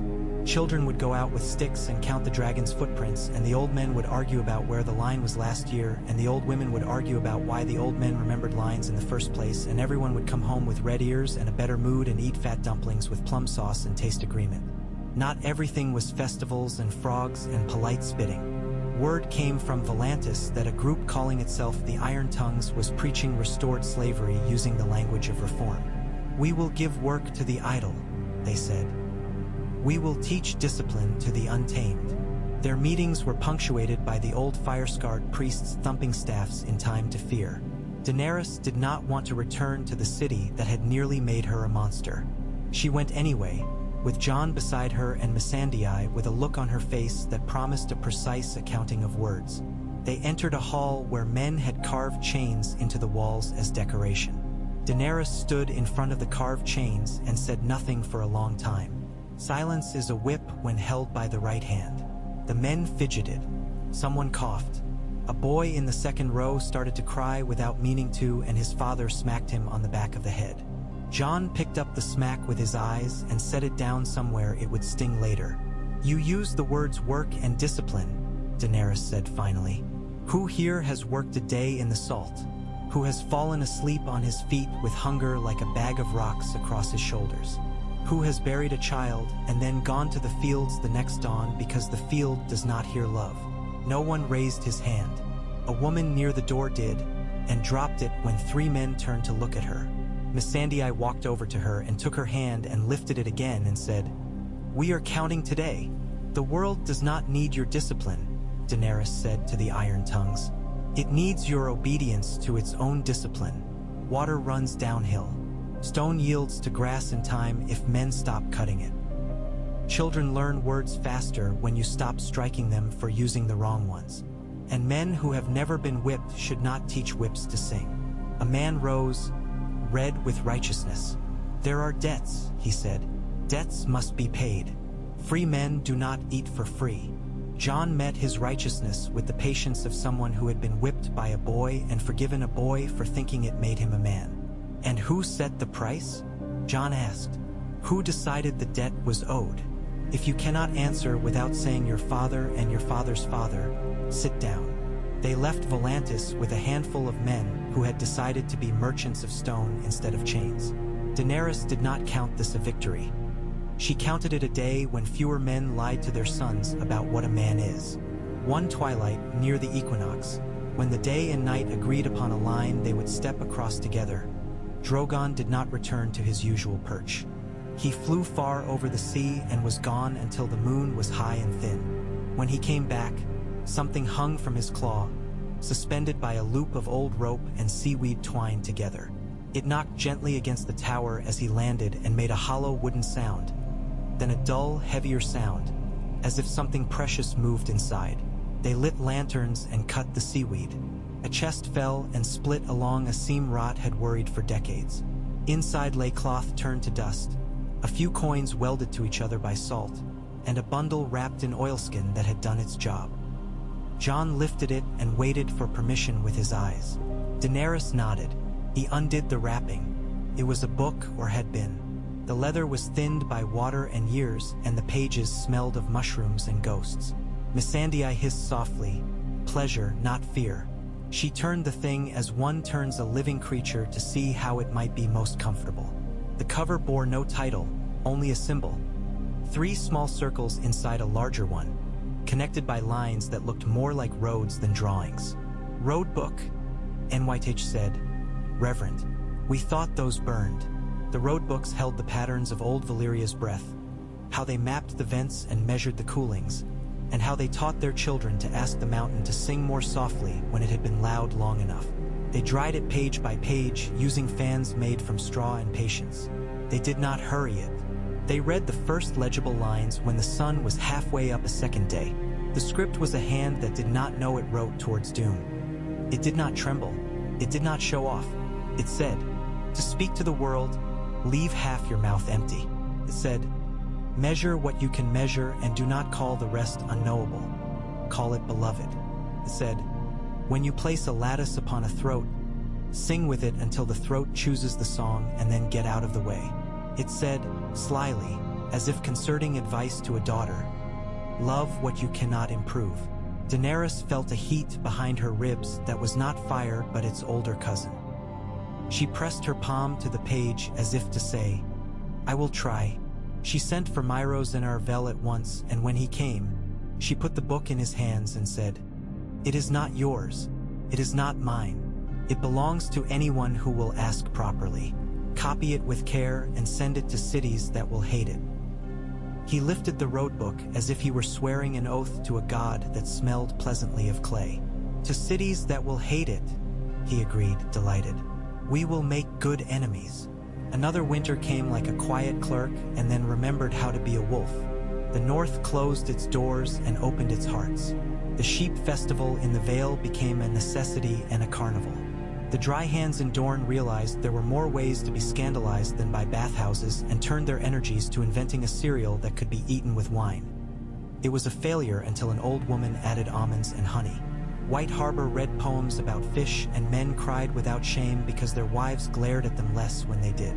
In the Riverlands, the man who had once dissolved his ring in his own wine took to teaching boys how to build raised beds for vegetables and said, gruffly, a crown is a ring, is a bed, is a chore, is a gift. Daenerys flew more in winter. Dragons make good winter. She and Jon carried warmth to villages that could not have afforded it once and could not have afforded not to have it now. They slept in long houses under beams shiny with smoke and woke with smoke in their hair and kissed with smoke in their mouths, and it tasted like work and contentment. Once, in a hamlet where 3 houses had joined their doors to make a wider hearth, their second child, who had insisted on coming because he wanted to see snow talk, was asked by an old woman if he would like a story. He said solemn, yes, but not the kind that says a prince is born with his boots on. The old woman cackled and told him a story about a girl who mended boots and the prince who learned to wait while she did. And he listened with adoration. Bran sent a raven with 5 words written in a hand that was more tree than man. The river is changing course. That meant many things. It meant steel driven into banks and boats caught on sand that had not been there yesterday. It meant villages looking at a map and then at their front door and laughing because maps lie politely and rivers do not. It meant the twins, those obstinate span of pride and practical need, found themselves spanning air while a new shallow curved a half-mile south and let carts pass in summer without his lordship's leave. Walder Frey was long dead, but Freys persisted as nettles do. The current lord of the crossing, a woman with a face like an old nail and a heart like a well that never ran out of anger, sent an icy letter that blamed Daenerys and Jon personally for the river's impudence. Jon wrote back with care, Lady Frey, rivers change when the land lies about its own weight. We will help you build a bridge where the water forgot you, and we will help you turn your old bridge into an inn so good that men will pay to cross it with their mouths. If you charge them to cross the new bridge after we build it, we will come and dance on your tables. Yours in water, Jon Snow, who prefers rivers honest. They built the bridge. They turned the old spans into inns that served a barley stew with pickled apples that men dreamed about. The Lady Frey, who had expected to be humiliated, discovered that being good at barmaids and beds was a crown as real as any ring. She was happy forever after in precisely the hard, exasperated way a woman is who has 9 things to do and likes 8 of them and does the 9th because it is hers. The Iron Islands, seeing the world go about its work as if the Iron Islands were not the center of it, sent black sails east under a new lord called Galt Old Salt. Men in the Isles collect names like bruises. He fancied a dragon egg. He fancied a dragon more. He had a priest cut his arm and spill the blood into a bowl and said a prayer that sounded, to Daenerys when she heard it retold, like a drowned man reciting debts in reverse. He raided a village north of the Honeywine and took a boy because the boy had laughed at the wrong time in the wrong voice. They caught Galt Old Salt on a shoal that the sea had decided belonged to it that day and not to ships. Jon waded in up to his hips because that is what Jon does when men take boys. The Ironborn thought he was crazy until 10 of them were on their backs spitting sand out of their mouths and wondering how a man could be that polite and that ruthless in one body. Daenerys did not burn them. She hated the way burning answered stupid with spectacle. She stood on the beach with her hands at her sides and said to Galt, "I know men like you. You think to be feared is to be loved in a language that was withheld from you. Learn another language." He spat blood, not as well as a reachman, but fine. "And what language do you speak?" he said. "Repair," she said. "It is an unmusical tongue. It is difficult. It is the only one that keeps children alive long enough to have the luxury of being difficult." They put Galt to work building a pier in the village he had raided. He did not take to it, but he did it, and on the third day he said, bewildered, to the boy's mother, "Your son laughs like a gull when it falls and is not hurt." She said, "Yes," in the tone a mother uses when the truth is a kind of christening. The boy himself came to Jon and asked if he could come to Dragonstone and learn to count breath. Jon said, "Yes, but you cannot take shells from the beach unless the beach gives them to you." The boy said, "It will." Jon said, "It will not." The boy glared. 20 years later, he would run the shipping of the narrow sea with a habit of asking permission thought precious by men who admired him and maddening by men who wished to steal him. Arya returned unexpected in the manner of snow in summer. Men rubbed their eyes and then smiled because even if it melted fast, it was snow and it cooled the tongue. She came with a ship that looked like a blade and a crew that could split an orange into 16 pieces with one knife stroke. She embraced Jon so hard she made a sound like a woman who had just broken a chain with her bare hands. She embraced Daenerys like a sister who had always been in the house even when she was not in the room. She kissed each of the children on the head and whispered promises into their hair that made them sit up straighter. "What did you see?" Daenerys asked her that night when they sat on the rampart sharing a pomegranate that had been a private gift from the Prince of Lemon and Sand, and Arya gestured with her knife to a horizon that was not the one they saw. "A whale bigger than a sept," she said. "A city where men live on boats and never touch land, and yet their houses never fall because they tie them to the wind. A woman who lost her name and found it at the bottom of a basket of bread. A man who kills with kindness and a girl who saves with cruelty, and neither of them knows which is which. And a mountain whose heart beats so loud you can hear it through your soles. I put my ear to it. It sounds like Bran when he is patient." "Bran is always patient," Jon said. "No," Arya said, delighted. "Bran is a boy pretending to be a god pretending to be a boy. It is the most patient thing I have ever seen." She stayed long enough to teach their eldest to throw a knife well enough to make NYTH clap and shake her head and say, "I will never forgive you, and also I am in love," and to take their second on a small boat and teach him the names of 4 winds, and to sit with their third and ask him questions that made his numbers blush with pleasure. Then she went, because that is Arya. She left a knife that had belonged to no one and owed no one and lay on a table as if it were a guest. Time wore its clothes lightly, as it does when men stop trying to tell it how to dress. The remembered circles spread quietly. Children in the Vale had competitions to see who could hold their breath and count to 100 while listening to their own ribs. Prize was a pie. In the Reach, THRYN wrote to say a child had invented a game called Frog and Fire, in which one team chased the other with red ribbons and the frogs could only be caught if they forgot to breathe. In Liss, Myros sent a copy of the roadbook with notes in the margins where he had argued with the dead writer and lost cheerfully. Men wrote to say their houses did not burn because they had moved their vents a hand's breadth to the left. Women wrote to say their children had learned to be bored without breaking things, and that this was a miracle unrecognized by priests. One spring, when the sea wore its thin green like a young mistress, Daenerys woke with a weight on her chest that was not distress but attention. She went to the window.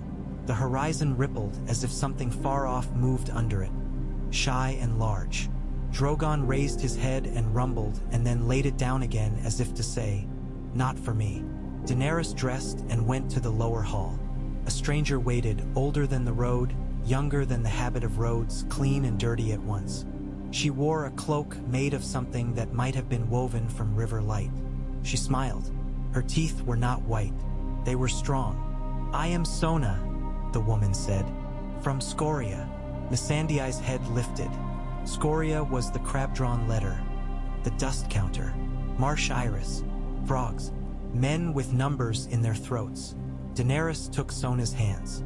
"How goes the count?"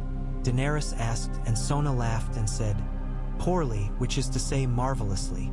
We count a degree, and then the degree makes friends and runs away. We learned to count faster. Then we learned to count slower. Both were wrong. We are trying to learn to count as the world does. It is coy, my queen, and the coyness is romantic. Bring me your romance," Daenerys said. Sona did. She unrolled a map of the channels north of the old bridges and showed a delta unraveling its ribbons and readying them. And she showed a frog population exploding, then finding a predator in small snakes that had been hiding in the roots of a plant called whisperreed. And she showed whisperreed being cut by men to weave baskets and the snakes changing their route in search of shade. "Nothing stays," Sona said softly. "But some things return. What you did at the seam, asking, did not stop the world from being itself. It reminded it to be itself more." Jon kissed the top of Sona's head, shocking her into delighted outrage, and said, "We will come and see, and we will send you Myros with his lattices and his new ears." They went to Scoria. It was a town made by people who had decided to live with the sea as if it were a moody ant. Houses on stilts wove paths between them like an embroidery over water. Children ran with nets. A boy who had learned to be bored without breaking things sat to count breath on a porch while his sister swore at a crab and then apologized and gave it a piece of fish. The frogs sang like men who had just learned harmony. Sona took them to the mouth of a channel and put their feet in the mud and said, "Wait." They waited. A fish passed and tickled Jon's ankle. He did not smile because the fish would tell all the other fish and then everyone would take liberties. As they were leaving, Daenerys saw a thing that made her stop with the dreadful awe of recognition. On a low shelf of warm stone where the sun struck all day lay 3 ovoids the size of dinner plates, half buried in the sand like secrets. The shell of each had a sheen that was not oil. It was a sheen peculiar to dragon eggs. Her breath miscounted itself. "Are those?" Sona began. "They are," Daenerys said. She knelt slowly and put her palm near, not on. Warmth rose. Patience rose. A smell like iron that had decided to be an apple. She looked at Jon. He was looking at her with a face that said as many things as a road says. None of which can be said aloud and all of which can be walked. "We will not move them," Daenerys said low, a promise to the world and herself. "We will not call them ours. We will build a windbreak so storms do not shout at them. We will tell children to keep count of their breath near them and to bring stories more interesting than the one Sam tells about being chosen by a girl over a book. We will ask them what they want to be. And if something else finds them first?" Sona asked, reasonable and ruthless like a good friend. "Then we will lose them and learn that loss is not a failure if we love them without owning," Daenerys said. "And if they hatch and if they choose to go, we will not teach them our wars. We will teach them our asking and hope it is enough." They built a low stone crescent around the eggs that caught the wind and sang to it until it hushed. Ticharwayan, who had once hated 2 ways of making fire for their smoke, taught the children of Scoria a 3rd way to keep warm near the eggs without smoke. Sona kept count of clouds. Jon carved a notch in a post to mark a day when he had not thought of kingship for 12 hours, and Daenerys kissed him in the notch like a woman learning how to bless wood. The night the first egg cracked, the sea was slick as a seal. The sound was not a crack like pottery, but a sigh like a perfect joke told very quietly.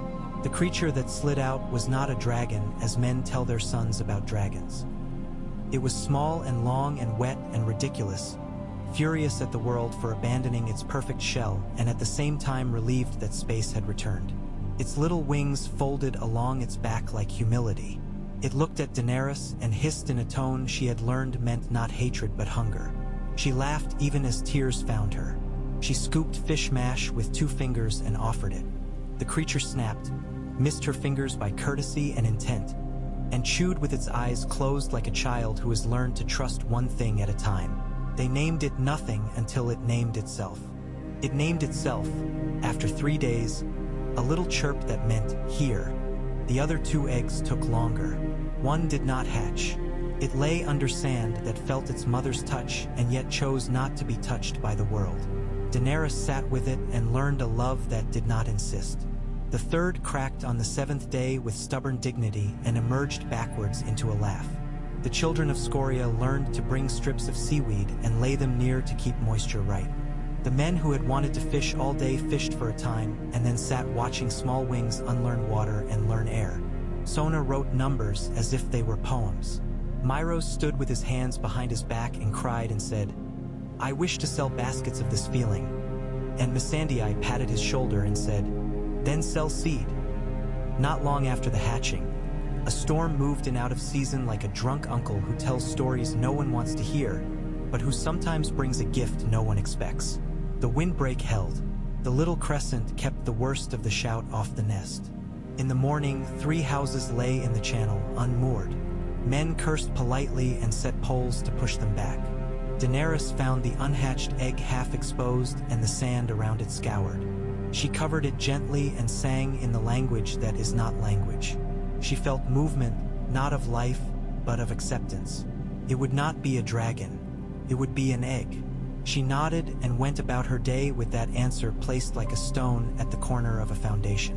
They named the hatch 2 Reed and Salt for their tempers. Reed was curious and insistent. Salt was patient and then sudden. Reed took to NYTH like a child takes to a grandmother who knows the joke before it is told. Salt liked Jon's bootlaces and nested in them until Jon moved and then yelled as if betrayed. Daenerys fed them until feeding them became theirs, and they went away and came back and went away farther and came back with shells in their teeth and mud on their faces.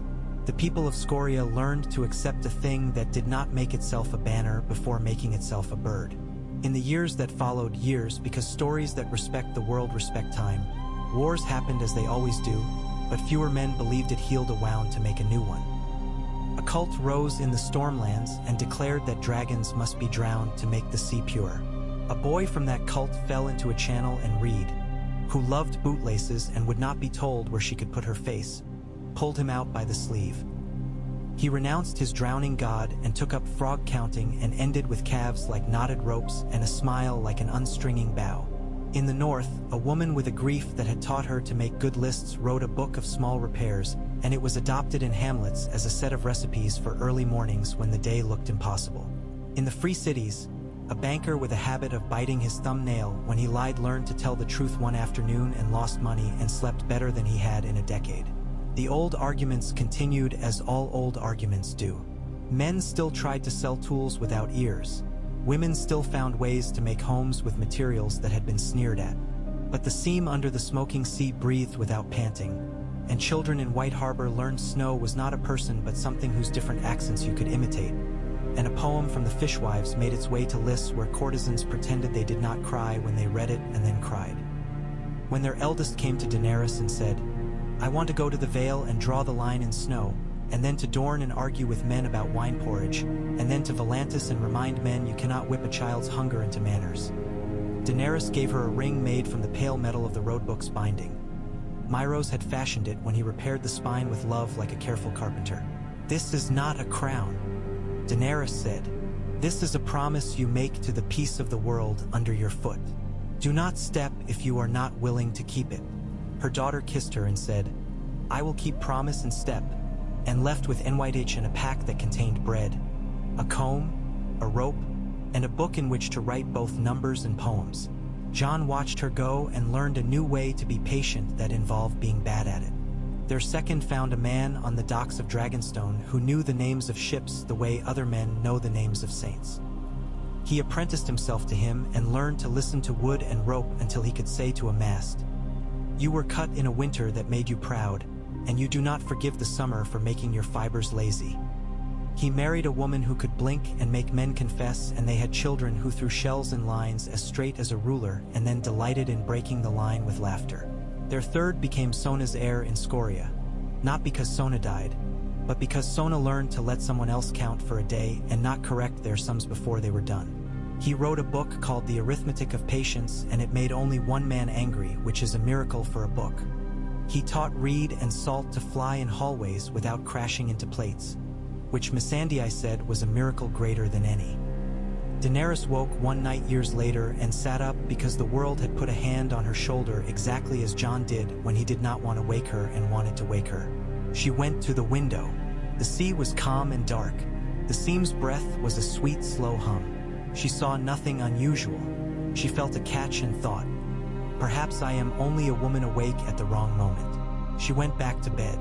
Jon rolled toward her in his sleep the way he always had, like a man who has learned his body can be a blanket and a vow. She placed her hand on his heart and felt its beat. She wept for no reason and for every reason. In the morning, a raven came from far east, from a town that had once been a shell and was now a place children played. The letter was written on bark with ink made of soot and oil, and it said this: "The water in Canal 9 is cool enough for carp. We ate a carp and wept. Reed and Salt danced over our roofs at dusk and did not set them afire. We name our next child Asking, and we will tell her to listen to stone before she listens to gold. Tell the sea we said thank you. Tell the mountain we baked it bread. Tell the woman who asked first that we heard her and were trying to be good guests." Daenerys read it to Jon and Missandei and Grey Worm and to the dragon herself.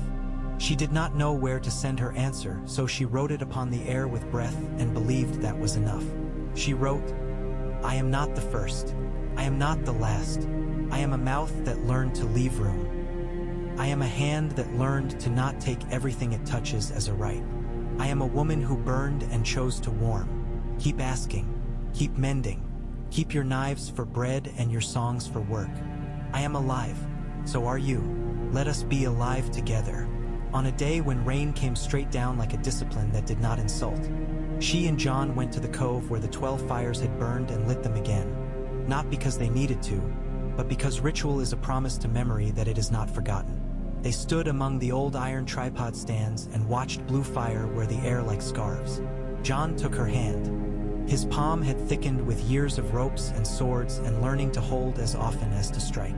She put her fingers between his and said nothing and everything, and he heard it all. They grew old. It happened the way frost happens on a window, slowly, and then all at once when you step back and say, ah. Jon's hair went white at the temples, and then in a streak that made their second child paint a line down his own hair with chalk and declare himself king of bread for a day. Daenerys's braid grew finer and then coarser, and she began to prefer a scarf sometimes, which Missandei said made her look like a goddess in a story told by peasants, and Daenerys told her to shut up and bring tea. They walked more slowly and farther. They made love more slowly and farther. They sat with their children and listened more. They sat with strangers and listened not less. When Jon died, because men die and good men die without asking permission from the women who love them, he died in a bed that had been slept in by joy and labor both. He died with Reed and Salt on the roof and the sea saying yes and the mountain counting to 3. He died holding Daenerys' hand and Missandei holding Daenerys' shoulder and Grey Worm standing at the door as if guarding the door from death, which is not possible and completely necessary. He died with his mouth soft, which is how he had kissed her the first time and the last. He died and the world did not end. The world changed key. Daenerys mourned as women mourn who have earned the right not to be told how to mourn. She cut her hair and then let it grow. She walked in the rain and then sat by the fire. She laughed at a bad joke and punched a wall for being a wall. She went to the seam and lay down and counted her breath, which is love's last fairness. She took the pearl from White Harbor and held it to the moon and saw nothing but her own face and decided that was exactly what she needed. She spoke to the old hollow and the old hollow said nothing, and she was grateful. She wrote a letter to Sansa and said, "Sister, the soup you taught me to make with barley and carrots and meat tastes like courage. Sister, I want to eat courage every day now. Sister, I loved a man with my hands and my lungs and my life, and now I love him with my memory and my work. Sister, send me small problems that begin and end before dark." Sansa sent her a border dispute about geese. Daenerys flew regal and landed at a pond where geese were gods and men wished to be priests. She resolved it by building a fence that loo. Geese be geese and fields be fields and men be men who are permitted to laugh at themselves. She ate dumplings with plum sauce and scolded a boy for pulling a girl's braid and then told the girl to forgive him if he apologized and break his nose if he did not. She went home and slept without Jon and woke with him. She ruled without ruling. She grew with the world and the world grew with her, and they were not always in step, and it was fine because they both kept count and kept asking. She returned to Scoria and held the egg that had never hatched and said thank you for being an egg. She returned to Volantis and spoke in the Hall of Chains until chains became benches again. She went to Lys and watched Myrose's grandchildren sell lattices and ears in packages that were not cheap and not expensive, and used the money to build schools with windows that loved morning light. She stood in Winterfell and watched Sansa's hair turn a silver that matched her eyes' frankness, and they held hands and said nothing and then something about soup.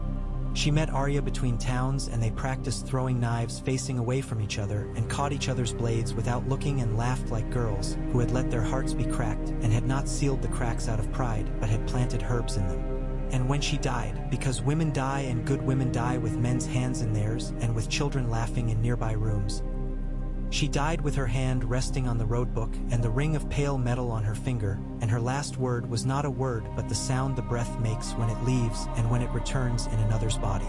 The sea breathed. The seam breathed. Reed and salt flew over the tower and did not set it afire. Missandei closed Daenerys' eyes and said, "We will mend," without sobbing, because sobbing came later and had room made for it by work. Grey Worm lit 12 blue fires in the iron tripod stands and sang midway between a soldier's march and a mother's lullaby. Sona sent a letter on bark that said simply, "Canal 9 is clear. We baked bread. We told the child named asking that the queen thanked her. She asked, 'For what?' We said, 'For asking.' She asked, 'What do I ask?' We said, 'Everything,' carefully. They buried Daenerys where stone and sea talk and understand each other. The fishwives sent a poem to Lys, and courtesans wept and charged extra for the weeping because that is economy. The dry hands converted to wet hands and built wells. The iron tongues disbanded and became bakers of small loaves, which is not as grand and more difficult. The heir of the brass road died in a ditch drunk and alone with a spoon in his pocket, and that is also the world. Years later, children sat in schools that smelled of chalk and wool and read in a book that told stories so quietly they had to lean in. It said, "A woman once found Dragonlords living and made them teach the world to ask instead of command. She chose a consort who refused to call himself king so often that men gave him the respect they had reserved for kings and found it tasted better on their tongues. She mended a wound she had not made by listening to the breath behind it. She taught frogs to be kings and kings to be frogs, and the difference mattered less each year. She died and the seam breathed, and no one built a statue because statues are lies men tell about a body that was busy. They named bridges after her. They named soups. They named the habit you learn when you put your hand on a stubborn thing and wait until it talks. They called that habit Daenerys. And sometimes, on a certain angle of moon, a pearl the size of a fist shows a vision to a girl on a harbor who has not yet learned what she will mend. In the vision, a woman stands in a window with the tide grinding song from stone, and a man comes to put his chin on her shoulder, and they do not speak, and the world grows easier. Not because it has grown easy, but because it has learned to count. The girl laughs. She puts the pearl back where she found it. She goes to help her mother with the nets. She breathes. She keeps asking,